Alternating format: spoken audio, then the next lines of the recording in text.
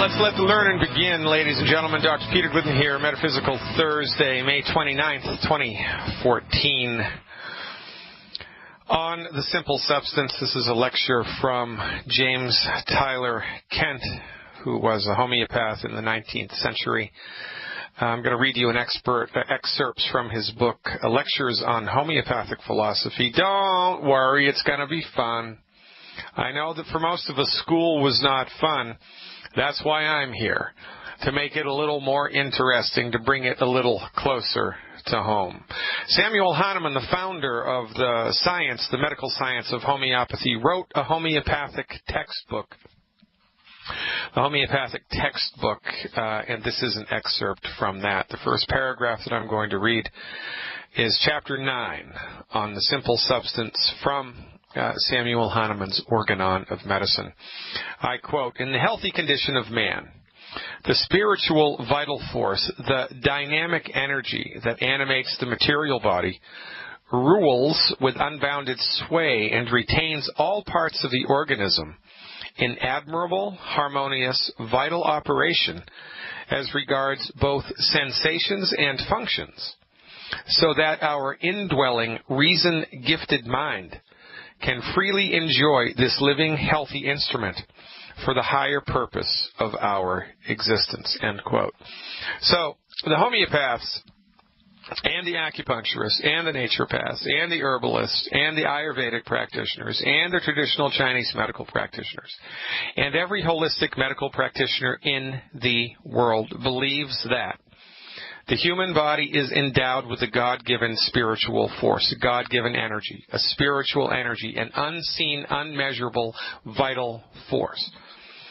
And it is, in fact, this vital force with intelligence. It has intelligence.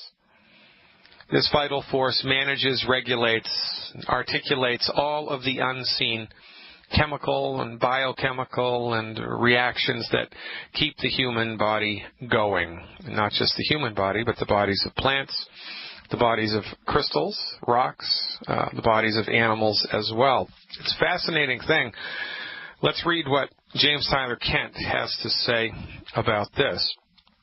The materialist, i.e. the MD, remember, MDs are trained in a philosophy of medicine called allopathic reductionism. I'm trained in naturopathic holism. You didn't know that these distinctions existed before you met me, but they do. Your MD is not trained in medicine. Nobody is. Your MD is trained in allopathic reductionism, and allopathic reductionism argues if you can't measure it, it does not exist. The materialistic MD, to be consistent with his principles, is obliged to deny the soul and to deny a substantial God, because the energy which he dwells upon so much is nothing, and he must assume that God is nothing, and therefore that there is none. But the one who is rational, the person who is rational, will be led to see that there is a supreme God, that he is substantial, and that he is a substance. Everything proceeds from God, and the whole series from the supreme to the most ultimate matter in this way is connected, just as surely as there is a separation and not a continuous influx from first to last. Ultimates will cease to exist, end quote. Now, this means that if you're an MD, by definition, you cannot believe in God, because you can't measure God. Nobody's measured God. Nobody's proved the existence of God. And every time you say, if you're an MD, every time you say that you love somebody, you're a hypocrite, because it's impossible to prove that, in fact, that you love them. You can't prove that. You love your mother? Well, I'm glad that you do, and now prove it. Can you prove it? No, you can't prove it. You know it in your bones, but you can't prove it, because love is an intangible thing that is beyond the physical mind. It is beyond the physical body. It is beyond material existence. It is an immeasurable phenomenon. Now, psychiatrists will tell you that love is a biochemical reaction, pure and simple. That your mind has convinced you that you're in love because of the biochemicals present in your body when you have that feeling, and MDs can manipulate your feelings by giving you drugs. This is where ecstasy came from. The street drug ecstasy was originally MDMA, That's an acronym for a long biochemical name you don't need to remember. Ecstasy was developed by psychiatrists to help their patients who were having troubles with intimacy break through those barriers and have intimate feelings. And so the MD believes that because they can manipulate how you feel with drugs, your feelings are caused by drugs. Right? This is the MD's point of view, and this is why you must run away from them as quickly as is humanly possible. Because their fundamental conception, realization, actualization, determination, understanding of how the human body works is incomplete. The MD does not believe in the existence of a spiritual vital principle. They do not believe that it is there because they can't measure it. And according to their philosophy, if you can't measure something, it does not exist. Now, James Tyler Kent goes on to say, there are many qualities predicated of simple substance, and this is the simple substance he's referring to is a spiritual energy which flows from the divine into the material world, managing and dictating everything that happens in the material world. It's kind of like cosmic DNA, if you will. There are many qualities predicated of simple substance. By the way, it's the simple substance, the spiritual force, the vital force, which brings light to the eyes, light to your dreams as well. And one of the first propositions we have to consider is that this simple spiritual substance is endowed with formative intelligence, i.e., it intelligently operates and forms the economy of the whole animal, vegetable, and mineral kingdom. Everything in the animal, vegetable, and mineral kingdom with form goes on its natural course and assumes and continues its own private state. You know, this means that water doesn't spontaneously turn into gold, right? And when crystals form, they always form in a particular way. A salt always forms in a particular way. A flower, a daisy, always forms in a particular way, right? So forth and so on. When ants are born, right, they all look like each other. They all have what? How many legs does an ant have? 6, right? They all have the exoskeleton, etc., etc. The laws of chemistry by analysis may be so revealed to man that he can detect all of the elements. Why? Because they conduct themselves uniformly. A rose is a rose is a rose. The simple substance gives to everything its own type of life, gives it distinction, gives it identity, whereby it differs from all other things. The crystal of the earth has its own association, its own identity. It is endowed with a simple spiritual substance that will establish its identity from everything else in the animal kingdom, everything else in the mineral kingdom. This is due to the formative intelligence of the simple substance, which is continuous from its beginning to its end. If we examine the frost upon the window pane, we see its tendency to manifest formative intelligence. It's the same patterns over and over and over again. Plants grow in fixed forms. So it is with the human being, from his beginning to his end. There is continuous influx into man from the ultimate spiritual cause. Hence, man and all forms are subject to the laws of spiritual influx. If man is in the highest order and is rational, he wills to keep himself in continuous order, that his thoughts may continue. But he is so placed in freedom that he can, in fact, if he wants to, destroy his health and destroy his rationality, end quote. Now, and you know, it goes on and on and on and on and on and on and on and on. This is the very tip of the iceberg of homeopathic philosophy. And all other systems of holistic medicine have their own very sophisticated, built-in philosophies which attempt to communicate, to understand the relationship between the spiritual vital force and the innate workings of the human body. This is what all holistic medicine does. It attempts to draw some distinctions around and understand how and why it is that the spiritual vital principle in human beings, in everything in creation, works. And because when, as above, so below, right? So when water becomes polluted, bad things happen, right? Well, when the human body becomes polluted, bad things happen. You can mess up the manifestation of the vital force. There are things that increase its activity. There are things that decrease its activity. There are things that manipulate its activity. There are things that corrupt its activity. There are things that accentuate its activity.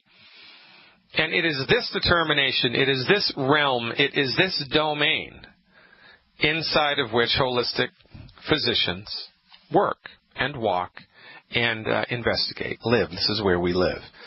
This is a hard place to live because nobody has developed the tools, the requisite measuring devices necessary to discover these things objectively. You cannot objectify the soul. You can't do it.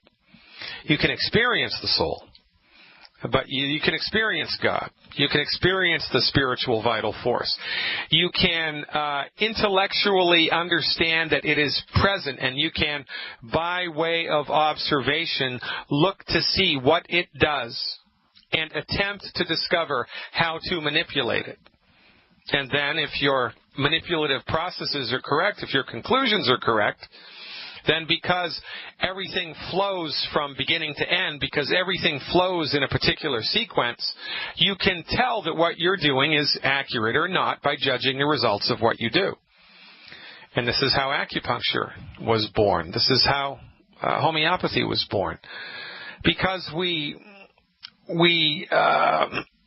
make assumptions about how the spiritual vital force is working in the human body, and then we test our assumptions with medical interventions, and we look to see whether our assumptions were accurate, and whether when we do such and such to the human body, we get such and such a result every single time.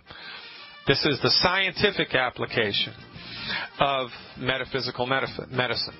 And unless your doctor has a grounding in metaphysics, unless your physician is grounded in metaphysics, you must run away from them as quickly as is humanly possible. So, if you are an acupuncturist, well, let's just, for argument's sake, say that through some type of spiritual discipline, through some type of meditative or prayer practice or physical practice or diet or something, you were able to make it possible for your eyes to see the invisible energetic meridians that the acupuncturists argue are present and which they manipulate with their needles. Let's say that you could see those.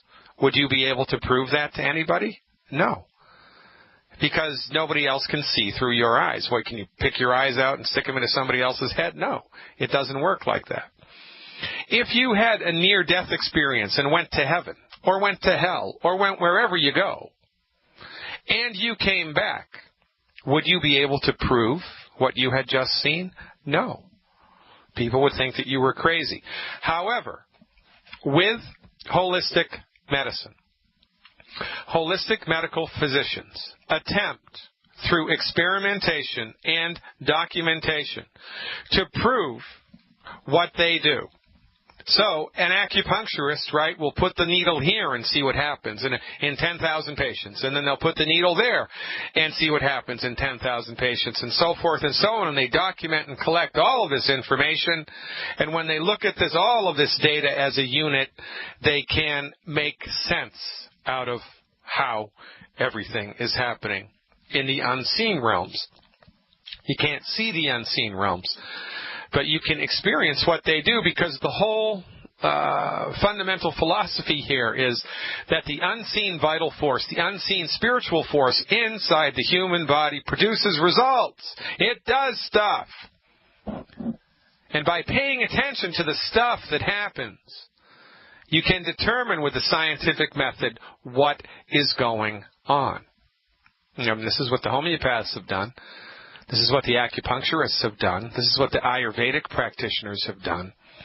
But Big Pharma comes along and says, no, no, no, no, no. This is all nonsense. It's all fiction. It's all placebo effect. Don't look at the homeopath. He's a quack. Don't look at the Ayurvedic. He's a quack.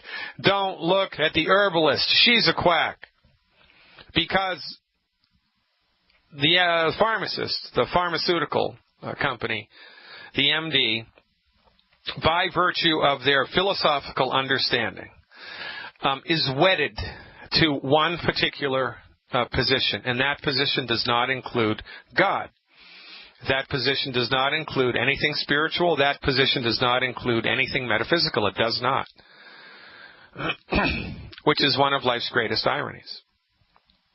All right? Because you're a medical doctor, you know, you're the coronary physician, the coronary cardiac specialist at Mount Sinai.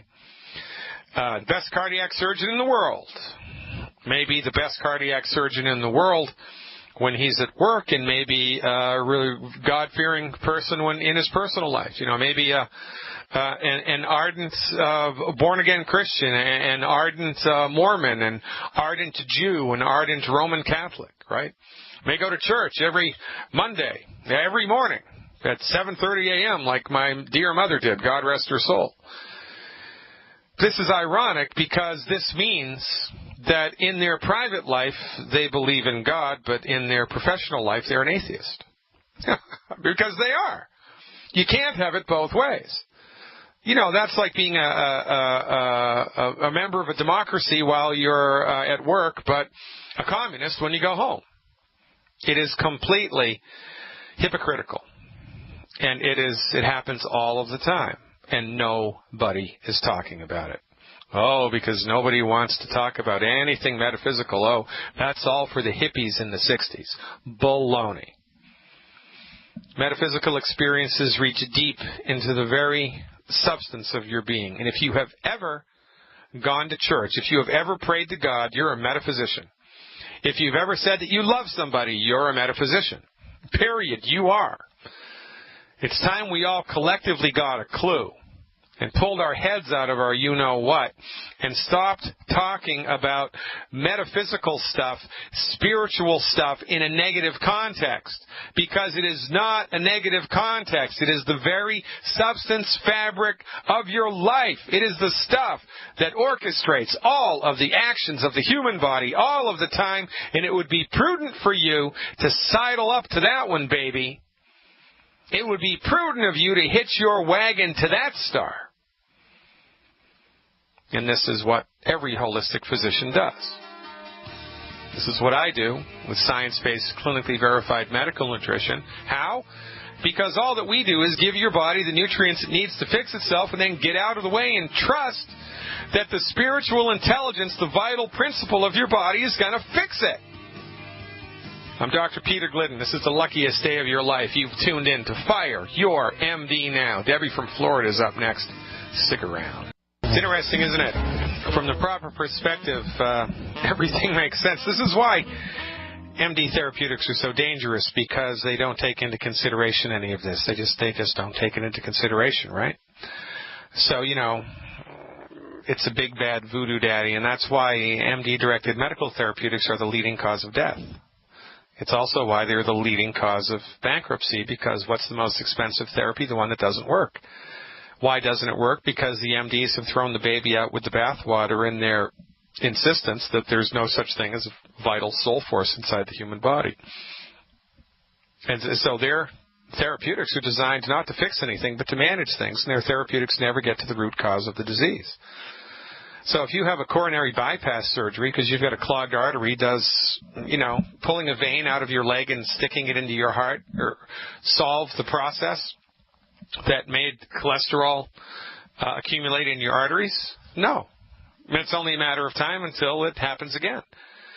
Because remember, the plaque buildup in the artery is not the disease. It's the result of the disease. The tumor isn't the disease, it's the result of the disease. The asthmatic lung isn't the disease, it's the result of the disease. The migraine pain is not the disease, it's the result of the disease, and so forth and so on. But the MDs are not concerned with the cause of anything. They're only concerned with managing the results, not curing the illness. This is why every time I see somebody running a 5K or a 10K or a marathon to find money for the cure for cancer, I want to shoot somebody, figuratively. Because they're never, ever, ever, ever going to be able to find it. Ever. Ever. Ever. Why? Because their understanding of how the human body works is incorrect. And as far as I know, I'm the only one saying this in the public forum. I'm the only one. Dr. Wallach doesn't even say it like I say it. Dr. Wallach doesn't talk about metaphysics. Dr. Wallach talks about the wonders of medical nutrition, as he should. But why does medical nutrition work? Because it's delivered to a body in which a vital principle exists, right? You give your body the vitamin C and the body knows what to do with it. How is it possible that the body knows what to do with it? Because it has intelligence given to it by the unseen vital force. This is the single most important point I have to teach anybody. It is the single most important point. And it is when you drill it all down to the root cause, the MD's lack of understanding of the spiritual energy inside the body is the main reason why their therapeutics fail. And until they start to get a clue about that, they're going to continue to get unbelievably bad results. Now, the good news is you don't have to wait for the MDs to catch a clue. Honestly, I don't think that's ever going to happen. Because the Ayurvedic practitioners already have the clue, the homeopaths already have the clue, the acupuncturists already have the clue, and the naturopaths, some of them anyway, already have the clue. So there are licensed, regulated physicians working in the world right now, today, that can help you. And my recommendation is you start here. Because we offer, in this context, science-based, clinically verified boilerplate, holistic health recovery programs, foundation medical nutrition that everybody's body needs. Now, whether you have a homeopathic treatment or not, you still need medical nutrition. Whether you take some Ayurvedic herbs or cleansing programs or not, you still need medical nutrition. Whether you do an acupuncture treatment or not, your body still needs medical nutrition, and that's why longevity is so important. Because Dr. Wallach's recipes, Dr. Wallach's formulations, Dr. Wallach's understanding of the body's nutritional needs eclipse anybody else's. Eclipses anybody else's. So you got to start somewhere. Well, you clean your diet up, give your body the nutrition that it needs. Do that for 3 months. Do it for 6 months. See where you stand. See how you're doing. And then, if, after 6 months, you're still in the woods with something, everything's gotten better, but that one thing is still hanging fire, then go to see the homeopath. Then go to see the Ayurvedic practitioner. Then go to the acupuncturist, and your results will be remarkable. And that's why what we do as Longevity Nation is so important, because we offer foundation, science-based, clinically verified medical therapeutics that support and promote your body's holistic nature. And that beats a poke in the eye with a sharp stick. Let's go to Florida and see what Debbie's up to. Hey, Debbie, thanks for the call back. You are live. Hey, Dr. G. I called yesterday about the bruised ribs, and you told me to take Arnica montana. Yeah. And if it didn't work, to give you a call back. So I'm assuming it did not work. Right. How'd you bruise the rib? I was like on the third ring of the ladder and just fell on my butt, and then it got my ribs. So it hurt the ribs in your back? In my front, like if I move my arms, it hurts in my back too. So how did falling off of a ladder onto your butt to generate trauma to the ribs in the front? I don't know. I mean, did the ribs hit the rungs when you were falling down the ladder? No, I was just assuming just the bang of it. Yeah. Well, that being the case, have you seen a chiropractor? No. All right, so here's what you want to do. So the rib is a funny thing, and, a rib in a human being looks like a rib in any other animal, and we've all seen skeletons of animals. We've all seen skeletons of the human being. So the rib, right, is one continuous curved bone which attaches loosely to the larger skeleton in the back. So it's kind of like, how Legos stick to one another. Well, the rib is attached to your body, to the skeleton, to the rest of the skeleton, through a little facet joint between the vertebrae of your back.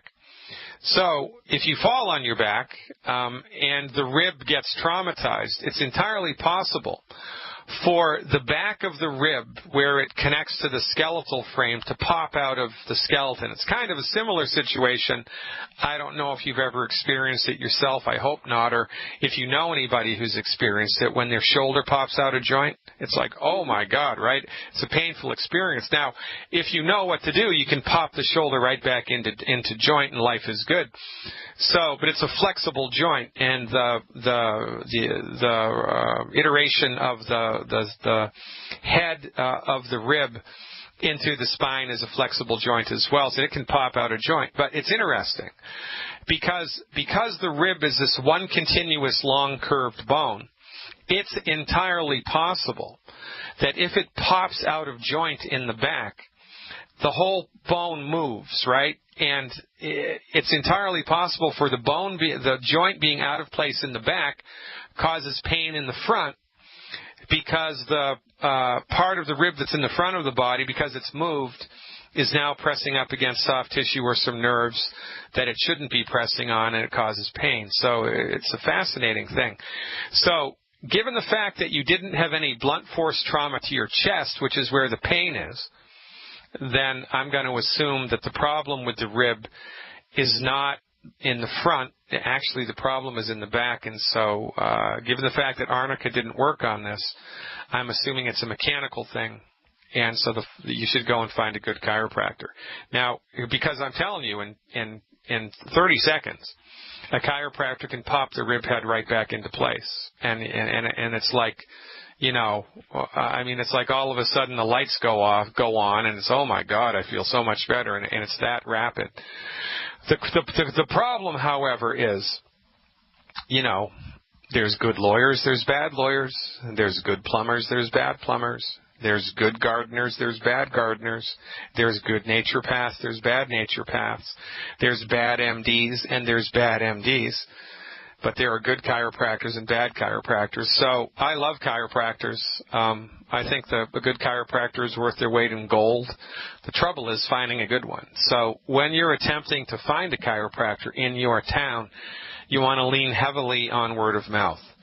So talk to your friends, talk to your family members, talk to your church members, talk to your coworkers, and see if any of them have used a chiropractor and what their experience was with them.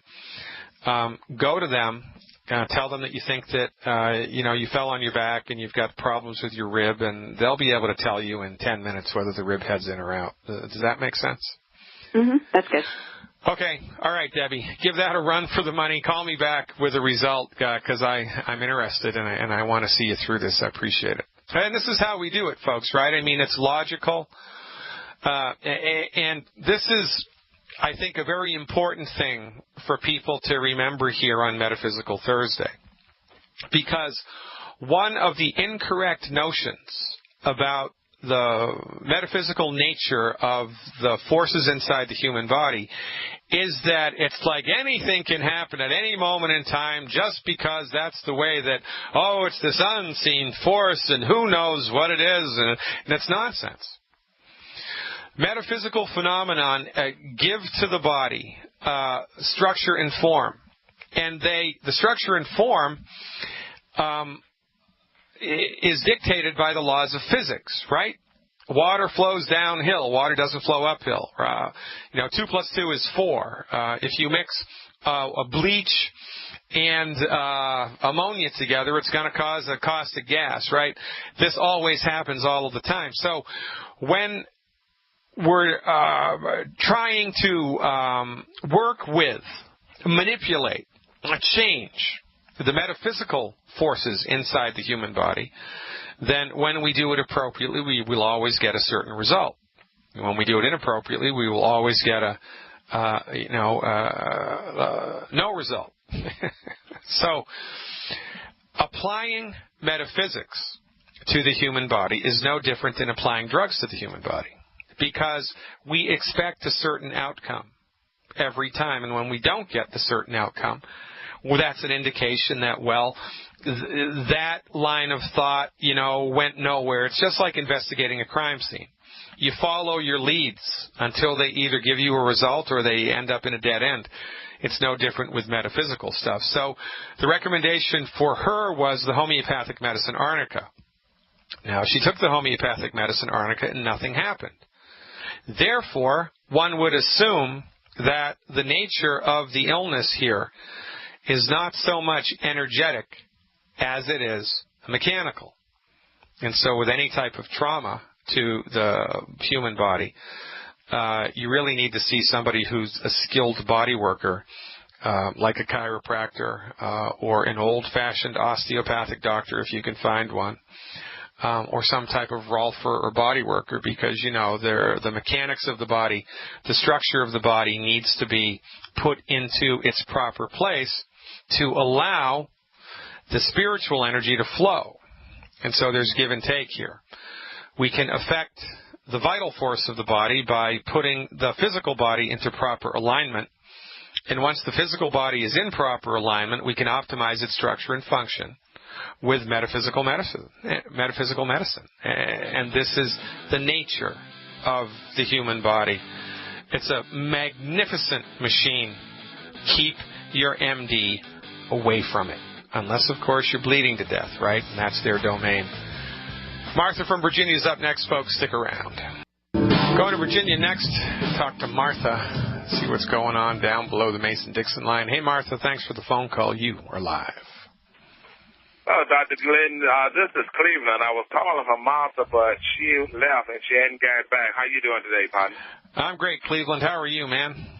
I'm fantastic and getting better. Hey, Cleveland. Go ahead. Yeah. Cleveland, before we get into it, were you responsible for the bad snowy weather here in Chicago this winter? Was that your fault? No, sir, partner. I wouldn't do you like that. All right. I'm just checking. All right. So what's going on with Martha? Okay, Martha, I wanted her to talk to you, but she may have to do it another day. She hadn't got back. But I got a friend of mine. He just signed up with us. He's 69 years young. And he wanted to be able to perform better in the bedroom with his wife. I thought about the new product we got, GTO, but I figured I would talk to the smartest man in the world about that. There you go. So, give it to me one more time. What's his age, what's his weight and his height, and what's the diagnosis? He's 69 years of age. He is about 5'7". He weighs about 180 pounds. Yeah. And he wants to be able to do better in the bedroom with his wife. Oh, is that right? So does he have anything else going on, like high blood pressure, arthritis, insomnia, heartburn, aches and pains, or is he good to go? I haven't heard him say anything about any other conditions. All right, great. Well, it's interesting that he should be that age and have nothing else bothering him, right? Because from our point of view, all chronic diseases are rooted in nutrient deficiencies. And because nobody gets all of the nutrients they need from food, it's only a matter of time until the body runs out of something and things start to break. And so I would, think that by the time someone was in their 30s, if not sooner, that things would have started to go south. And, you might want to just kind of ask him, because one of the funny things that happens here, Cleveland, is because everybody is sick all of the time, and because everybody sees that everybody is sick all the time, everybody watches their parents get sicker and their brothers and sisters and their school teachers get sicker. Everybody just assumes that, heartburn, well, that's just par for the course. Everybody just assumes that a little bit of arthritis in your leg, well, that's just par for the course. And so people might not be forthcoming with their little middly-piddly aches and pains because they think that that's just not a factor and that that's just part of the deal. And it's an important part of the factor from the point of view of holistic medical nutrition, right? Because if there's high blood pressure at play, then we give extra calcium. If there's, arthritis at play, we give extra minerals and sulfur-bearing molecules and so forth and so on. And everything is connected. So, when we're talking about optimizing hormonal function, whether it's stress hormones or sex hormones, All that we need to do is support and promote the body's hormonal system. And we support the body's hormonal system with the Healthy Brain and Heart Pack. Because interestingly enough, your brain and your nerves are made out of the same stuff that your hormones are made from. So the Healthy Brain and Heart Pack, I'd give him 2 Healthy Brain and Heart Packs because of his body weight. I'd give him 2 Healthy Brain and Heart Packs a month. I would also give him 4 bottles of selenium a month, because the liver is intimately involved in the regulation of hormones in the body, and the selenium is necessary for the liver to optimize its structure and function. So by having a healthy liver, we're going to have more healthy hormones, and that's one way that we do it.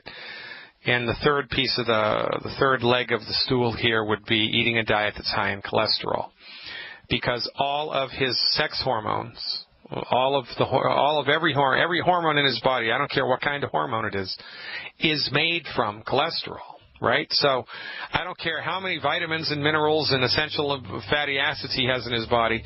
If he doesn't have enough cholesterol, his body can't make testosterone or any of the other sex hormones.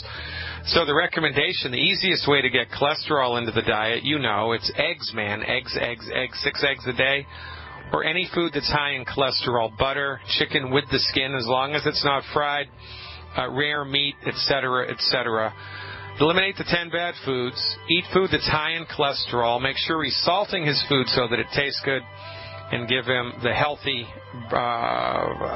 Brain and Heart Pack and selenium. And have him call me back in about 3 weeks. Appreciate you, Cleveland. Keep up the good work.